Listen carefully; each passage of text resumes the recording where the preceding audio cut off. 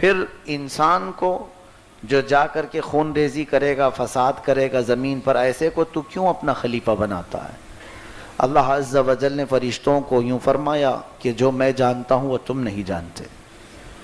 پھر تخلیق شروع کی بات ہے، یہ آدم علیہ السلام کی پیدائش کے سلسلے میں جبرائیل امین علیہ الصلوۃ والتسلیم کو زمین پر بھیجا گیا، جگہ جگہ کی مٹی اٹھا لائے ہیں، اس لیے کہ انسان کو مٹی سے بنانا تھا۔ اس وقت یہ روایات میں ہے کہ جبرائیل امین علیہ الصلوۃ والتسلیم زمین سے مٹی اٹھانے کے لیے آئے، زمین کی پیدائش ہو چکی، آسمان بن چکا، یہاں پیڑ پودے لہلہاتے ہوئے موجود ہیں، سمندروں کی موجیں ہیں، پہاڑ جبل شامخ کھڑے ہیں، لیکن انسان نہیں تھا پوری کائنات میں۔ زمین سے جب وہ مٹی اٹھانے لگے تو زمین نے رونا دھونا شروع کیا کہ جبرائیل کس لیے لے جایا جا رہا ہے؟ کہا انسان بنانے کے لیے۔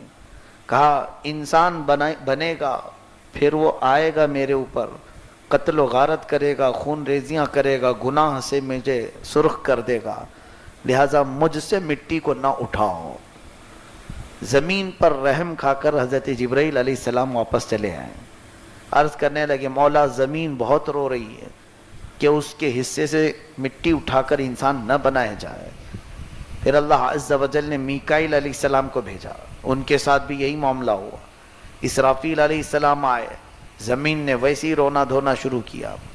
پھر اللہ عز و جل نے اسرائیل علیہ السلام کو بھیجا، اسرائیل علیہ السلام کے ساتھ بھی وہی معاملہ ہوا، زمین رونا شروع کرتی ہے کہ مجھ سے مٹی کو نہ اٹھاؤ، مگر اسرائیل علیہ السلام نے اس کی ایک نہ سنی، کہا میرے رب کا حکم ہے میں اٹھا کر لے جاؤں گا۔ جگہ جگہ سے انہوں نے مٹی کو جمع کیا، زمین کے مختلف حصوں سے مٹی اٹھائی اور بارگاہ رب العزت میں لے کر پہنچ گئے۔ سب کے ساتھ وہی معاملہ ہوا، زمین روتی رہی۔ ان فرشتوں نے حکم عدولی نہیں کی، خلاف ورزی نہیں کی تھی، بلکہ انہوں نے زمین پر رحم کیا تھا۔ اور وہ چونکہ فرشتے، ان کا بھی یہ خیال تھا کہ انسان قتل و غارت کرے گا، رب کی نافرمانی کرے گا، زمین صحیح کہتی ہے، رب کی نافرمانی نہیں ہونی چاہیے۔ اسرائیل علیہ السلام نے جو اٹھایا وہ یہ کہ مولا بہتر جانتا ہے کہ جب پیدا ہوگا تو اس میں کون نافرمانی کرے گا اور کون فرما بردار ہوگا، یہ اللہ کی حکمتوں سے ہے۔ تو جب وہ مٹی اٹھا کر لے گئے تو اس میں جنتی پانی بھی ملایا گیا، کئی قسم کے پانی، حدیث پاک میں اس کی بہت ساری تفصیلات موجود ہیں۔ اس کے بعد پھر گوندھا گیا، مٹی کو گوندھ کر کے پھر سکھایا گیا، اس کو آگ کی گرمی دی گئی، پھر اس کو ہوا دی گئی۔ چار چیزیں انسان کے پتلے کو بنانے میں لگیں، مٹی، پانی، آگ اور ہوا۔ یہ چار عناصر ہیں اس کے، یعنی یہ چار پوائنٹ ہیں، اسی سے بنا ہے یہ، اس کے کانٹینٹس انسان کے جسم کے بننے کے۔ اور اسی وجہ سے بزرگوں نے فرمایا انسان کے اندر یہ چاروں کی فطرتیں موجود ہیں، چاروں کی۔ آگ جیسا گرم بھی ہوتا ہے، ہوا جیسا اڑتا بھی ہے، اور پانی جیسا بہتا بھی ہے، اور مٹی جیسا کبھی نرم بھی ہوتا ہے۔ یہ چاروں صفات انسان کے اندر ہے، ان چاروں اشیاء کی خاصیتیں انسان میں دی گئی۔ گوندھا گیا، سکھایا گیا، آگ پہ تپایا گیا۔ پھر یہ بھی روایت میں ہے کہ سدرۃ المنتہا سے 40 دن اس پر بارش برسائی گئی، برسایا گیا پانی۔ قرآن میں اللہ فرماتا ہے وَلَقَدْ خَلَقْنَا الْإِنسَانَ مِنْ صَلْصَالٍ، صلصال کہتے ہیں بجتی ہوئی مٹی، جیسے مٹکا ٹھوکو تو ٹک ٹک کی آواز آتی ہے۔ تو انسان کو جب گوند کر کے تیار کیا گیا تو بجتی ہوئی مٹی تھی، اور اس پر جو پانی برسایا گیا اس کو پکا کرنے کے لیے، لیکن وہ پانی عام پانی نہیں، فرمایا گیا اس میں 39 دن غم کی بارش کرائی گئی، 1 دن خوشی کی بارش کرائی گئی انسان کے جسم پر۔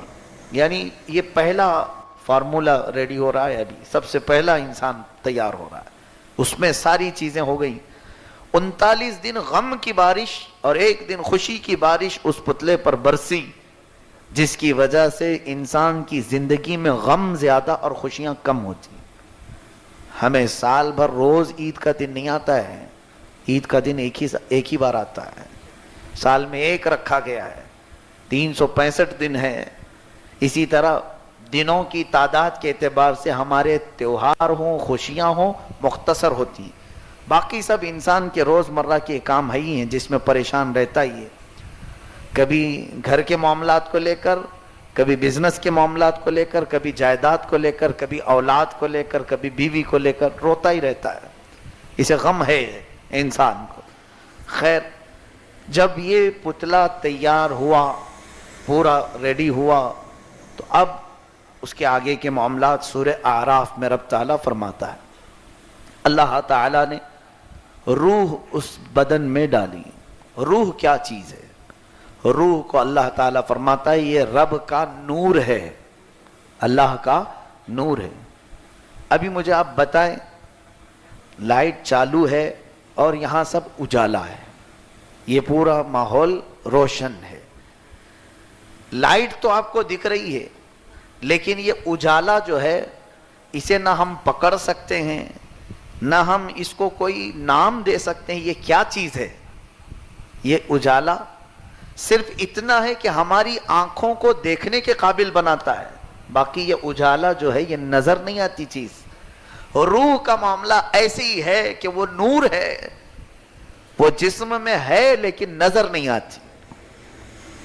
کچھ پاور ایسے ہوتے ہیں، اب اس کو سمجھنے کے لیے میں یوں سمجھاؤں، کبھی آپ کو سر درد ہوتا ہے کہ نہیں ہوتا؟ سر درد ہوتا ہے، پیٹ درد ہوتا ہے، سب کو معلوم ہے، لیکن کبھی آج تک وہ دیکھا نہیں وہ درد ہوتا کیسا ہے، کالا ہوتا ہے کہ پیلا ہوتا ہے کہ لال ہوتا ہے، لمبا ہوتا ہے، چھوٹا ہوتا ہے۔ درد کی کیفیت صرف ہمیں معلوم ہے کہ ہمیں تکلیف ہوتی ہے، باقی اس کی شکل کیا ہے یہ ہمیں نہیں معلوم۔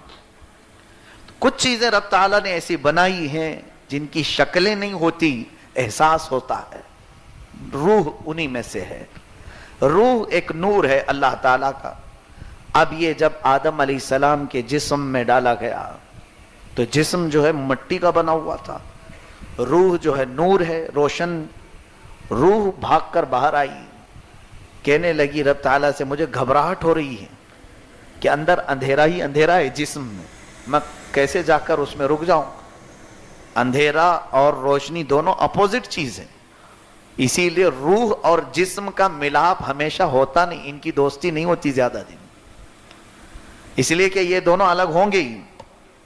آج دونوں کو جکڑ کر کے رکھا ہے رب نے، ہم زندہ ہیں، روح کو اور جسم کو اللہ نے جوڑ کر کے رکھا ہے، ورنہ یہ دونوں کی کوئی دوستی ہے ہی نہیں۔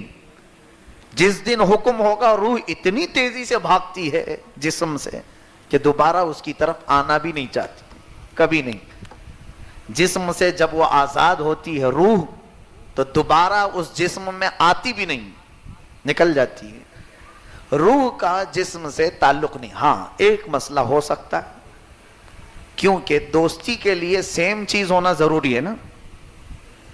مثال کے طور پر میں آپ کو بتاؤں، علم والا علم والے سے دوستی کرتا ہے، اسے اچھا لگتا ہے دونوں کے ساتھ۔ علم والا جاہل سے دوستی کرے تو جمتی نہیں ہے۔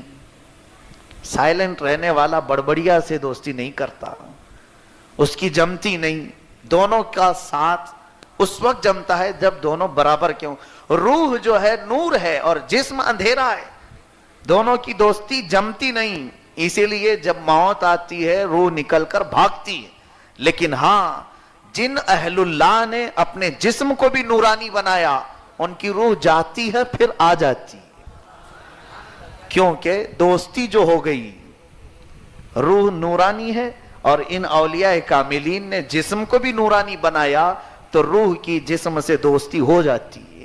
اسی لیے ہم کہتے ہیں اللہ کے اولیاء قبروں میں زندہ ہوتے ہیں، ان کی روح ان کے پاس ہوتی ہے، آس پاس ہوتی ہے، جو بھی ہے۔ تو آدم علیہ السلام کے جسم سے جب یہ بھاگ آئی تو اللہ عز و جل نے اس روح کو اس میں بٹھانے کے لیے نور محمدی صلی اللہ علیہ وسلم کو آدم علیہ السلام کی پیشانی میں رکھا. یہ پہلا ٹرانسفر ہے نور محمدی کا. میرے آقا صلی اللہ علیہ وسلم کا نور اللہ نے آدم علیہ السلام کی پیشانی میں رکھا. اب وہ نور کی جگمگاہٹ ایسی تھی کہ جب سورج اور چاند نہ ہو کر کے بھی کائنات روشن ہوتی تھی. نور محمدی.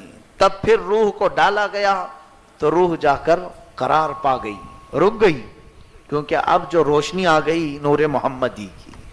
آدم علیہ السلام سب سے پہلے چھینک مارتے ہیں, چھینک آئی آپ کو, اور سب سے پہلا جملہ آپ کی زبان سے الحمدللہ نکلا. انسان کی زندگی کا سب سے پہلا کلمہ کیا ہے؟ الحمدللہ. اور چھینک آنے کے وقت ہمیں کہنا کیا چاہیے؟ الحمدللہ. یہ ہمارے باپ کی سنت ہے. آدم علیہ السلام اور دنیا میں آنے سے پہلے سب سے پہلا جملہ زبان سے نکلا. کچھ بدماش ہوتے ہیں بیچارے, اسلامی اسکالر کہلاتے ہیں اپنے آپ کو, اور چھینک مارتے ہیں کہ I am so sorry. Sorry یہ کیا جملہ ہے؟ اسلامک اسکالر ان کو کہا گیا ہے, معاذ اللہ. الحمدللہ کا جملہ نہیں آتا, چھینک مار کر کے سو سوری کہتے. کس کو؟ کیا تمہاری غلاظت سامنے پر اڑی اس لیے؟ نہیں. اللہ کا شکر اس وقت ہم بجا لاتے ہیں ہم اپنی اصل کو یاد کرتے ہوئے کہ اللہ تعالیٰ نے روح ہمارے جسم میں ڈالی. تو جب آدم علیہ السلام کو بیداری آئی تو آپ نے سب سے پہلے رب کا شکر کیا, الحمدللہ. پھر اللہ تعالیٰ نے آدم علیہ السلام کو کھڑا فرمایا اور تمام کائنات کا انہیں مشاہدہ کروایا گیا. وَعَلَّمَ آدَمَ الْأَسْمَاءَ كُلَّهَا. تمام چیزوں کے نام انہیں سکھائے, سب چیزوں کے نام اللہ نے انہیں سکھائے. یہ پہلے پارے میں بھی موجود ہے, اٹھا کر تفسیر دیکھ لینا. ایک بہت اہم بات میں بتا رہا ہوں, تفسیر میں بتایا گیا کیا کیا سکھایا گیا تھا آدم علیہ السلام کو. تو وہ ابھی واقعہ آگے آ رہا ہے. فرشتوں کو بلایا رب تعالیٰ نے. پیدا ہونے کے بعد سارے فرشتے دیکھتے گھوم رہے تھے ادھر سے ادھر, ایک نیا مخلوق, اور ایسی مخلوق انہوں نے دیکھا نہیں تھا. دیکھنے کا یہ سلسلہ کئی سال تک چلتا رہا. فرشتے آدم علیہ السلام کی زیارت کرتے جا رہے تھے. اور ایک اسرائیلی روایت ہی ہے, اس میں ہے کہ پتلے کو دیکھ کر شیطان نے تھوک دیا تھا کہ یہ ہماری اہمیت سے زیادہ بڑھ کر کے انہیں بنایا جا رہا ہے. تو پیٹ کے پاس کا اتنا حصہ نکال دیا گیا جہاں ہماری ناف ہوتی ہے. یہ ناف جو ہے اتنی مٹی وہاں سے نکال دی گئی کہ ابلیس لعین اس طرف تھوکنے کی کوشش کیا. اور یہ بھی حدیث پاک میں اب بھی نمازوں میں جو شیطان وسوسے لاتا ہے وہ ہماری ناف کے راستے سے ہی اندر آتا ہے. اسی لیے نماز میں ہاتھ ناف پر باندھنے کا حکم ہے.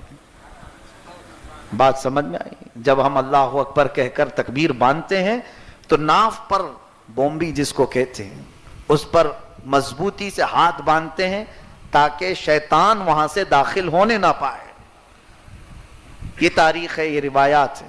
آدم علیہ السلام کو جب بیداری ہوئی, فرشتے جو پوچھ رہے تھے نا ایسے کو تو خلیفہ بنائے گا, زمین پر بھیجے گا, اللہ نے ان کو بلایا اور کچھ چیزیں ان کے سامنے پیش کیا.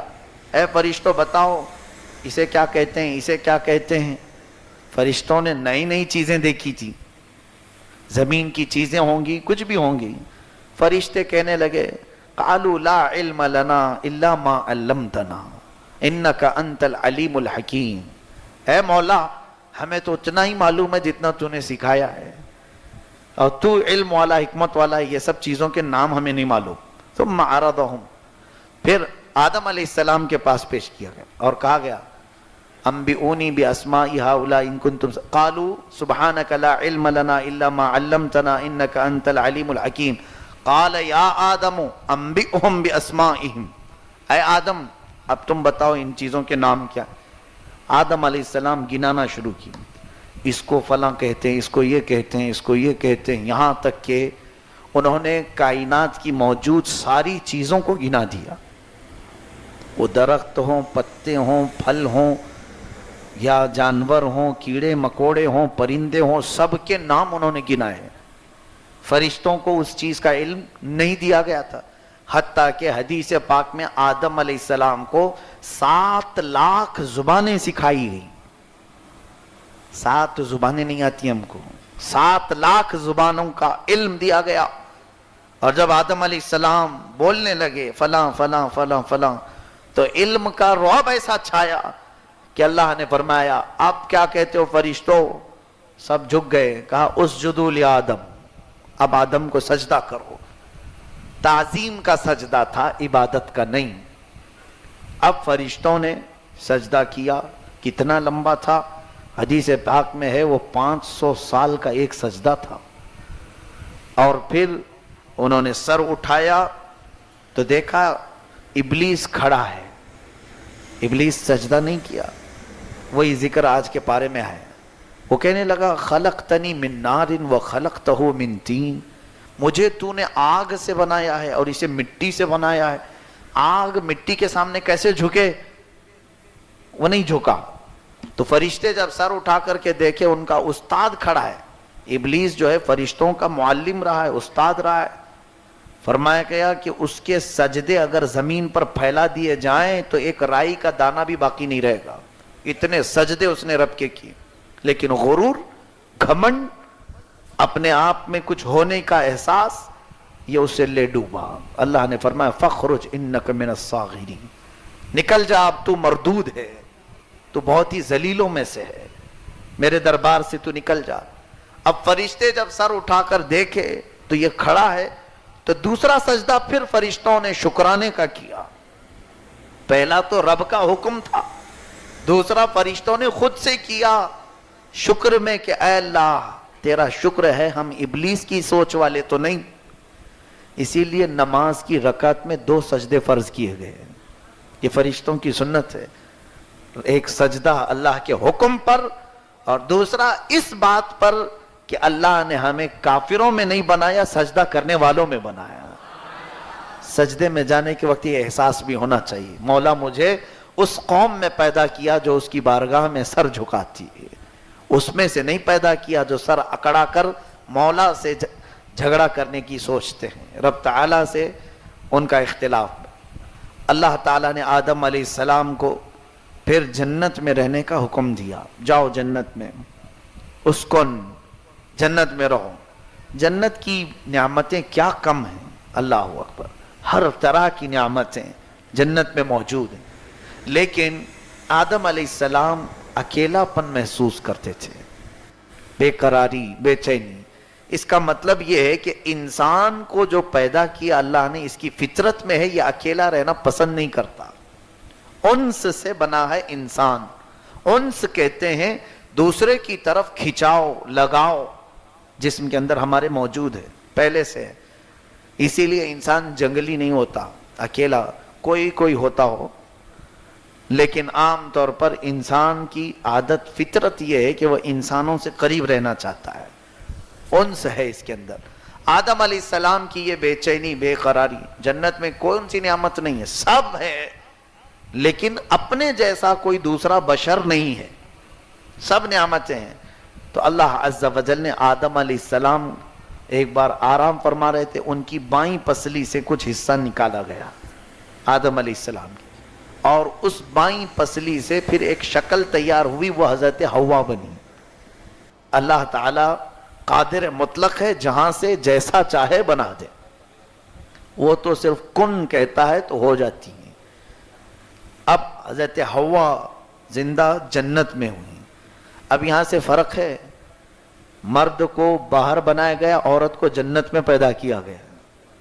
جنت کی تخلیق ہے یہ عورت، کاش یہ اپنی اصلیت کو پہچان لیتی کہ جنت سے آئی ہے، اس کی اصل، اس کی پیدائش، برتھ پلیس جنت ہے، اور کام جہنمیوں کے کرنا پسند کرتی ہے، اور یہ اپنے اصلی جگہ جانا پسند نہیں کرتی۔ اس وجہ سے تو آج فحاشی اور بے حیائی عورتوں میں بڑھ گئی۔ کاش ہماری بہنوں کو یہ خیال آ جائے کہ ہماری ولادت، ہماری پیدائش ہی جنت میں ہوئی، تو اپنے اصلی مکان میں جانا چاہیے کہ نہیں جانا چاہیے؟ جنتیوں کے کام کرو، آدم علیہ السلام کی آنکھ کھلی تو دیکھا کہ ایک بشر ہے، کوئی انسان، اور وہ بھی عورت کی شکل میں. تو آپ کا دل اس عورت کی طرف کھینچتا ہوا چلا گیا. اس خاتون کو آپ قریب کرنا چاہتے تھے. وہ بی بی حوا ہیں. ان کو پکڑنے کے لیے گئے. رب کا حکم آیا، اے آدم ابھی حلال نہیں تیرے لیے، حلال نہیں، نکاح ہوگا اور مہر دو، پھر تمہارے لیے اس کو چھونا حلال ہے. یعنی اللہ عز و جل چاہتا، وہاں نہ دنیا ہے، کائنات ہے، کچھ بھی نہیں ہے. ایک مرد ہے، ایک عورت ہے، اور وہ بھی جنت میں جس طرح چاہیں عیش کریں. رب نے قانون بنایا جنت سے کہ اے بندے، اگر تجھے اس خاتون کو اپنانا ہے تو میرے قانون کے اندر میں آ کر کے کرو. وہ قانون کیا ہے؟ نکاح ہو اور مہر بھی دو. تو مہر دینا یہ جنتی قانون ہے. آج تک جو ہمارا چل رہا ہے، بہت سارے تو مہر معاف کرانے کے چکر میں ہوتے ہیں، باندھ تو لیتے ہیں بڑا بڑا مہر، اور بعد میں بیچاری بھولی بھالی عورت، اس کو ٹارچر کرو معاف کر دے. وہ کرتا نہ مرتا جو ہوتی حالت ہے، مرتا نہ کیا کرتا. عورتوں کی حالت ایسی کہ اگر وہ معاف نہ کریں تو پھر یہ اور سختی کرے. فرمایا ائمہ فقہ نے کہ جس نے مہر نہ دینے کی نیت سے شادی کی یا مہر نہیں دیا تو اس نے زندگی بھر اس کے ساتھ زنا کیا، وہ نکاح ہے ہی نہیں. یہ اس طرح سے اللہ تعالیٰ کے قوانین میں دخل اندازی. اتنا رکھو جتنی تمہاری استطاعت، ہو سکے تو نکاح کی محفل میں ہی ادا کرو. اب آدم علیہ السلام کس چیز کے مالک تھے؟ جنت میں آپ کو حکم ہوا کہ مہر دو حوا کا. حضرت آدم علیہ السلام نے پوچھا، مولا اس کو میں کیا مہر میں دوں، کیا دوں؟ اللہ تعالیٰ نے فرمایا، یہ حضرت شیخ عبدالحق محدث دہلوی رحمۃ اللہ علیہ کتاب اپنی مدارج النبوہ اور تفسیر ساوی حاشیہ جلالین، ان تمام جگہ پر یہ حدیثیں موجود ہیں. فرمایا اللہ عز و جل، اے آدم تیری اولاد میں آخر زمانے میں میرا ایک محبوب نبی پیدا ہوگا جس کا نام آسمان میں احمد ہوگا، زمین میں محمد ہوگا. کہا پھر کیا ہو؟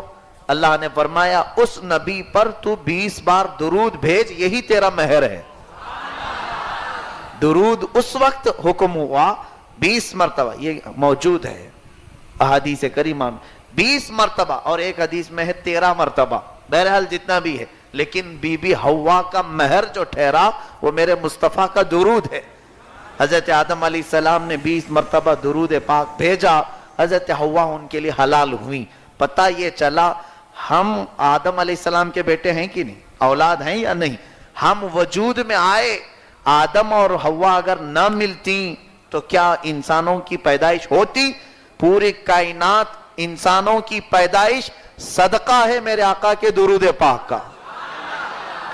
درود نے تو تمہیں حلالی بنا کر پیدا کیا ہے، درود نے حلالی بنا کر پیدا کیا ہے.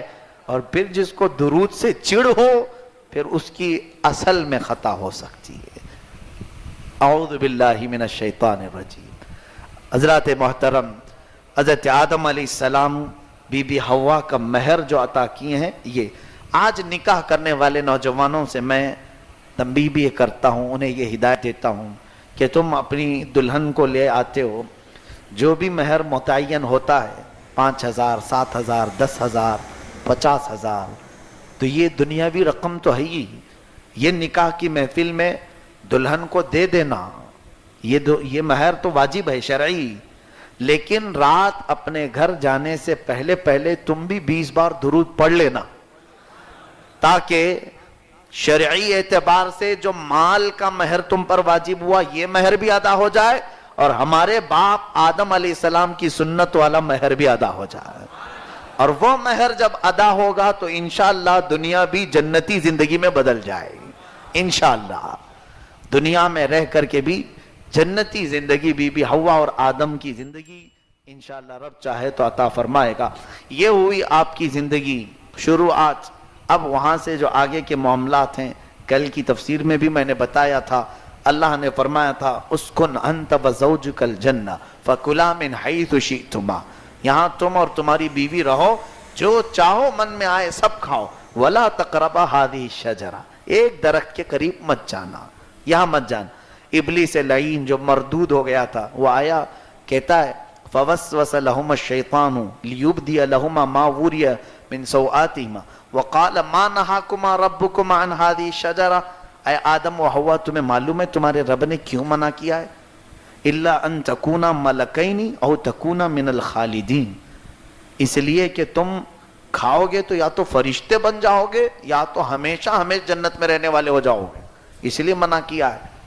فرشتے تو بہت اعلیٰ تھے رب تعالیٰ کی عبادت میں، اور جنت کی ہمیشہ کی زندگی کسے پسند نہیں؟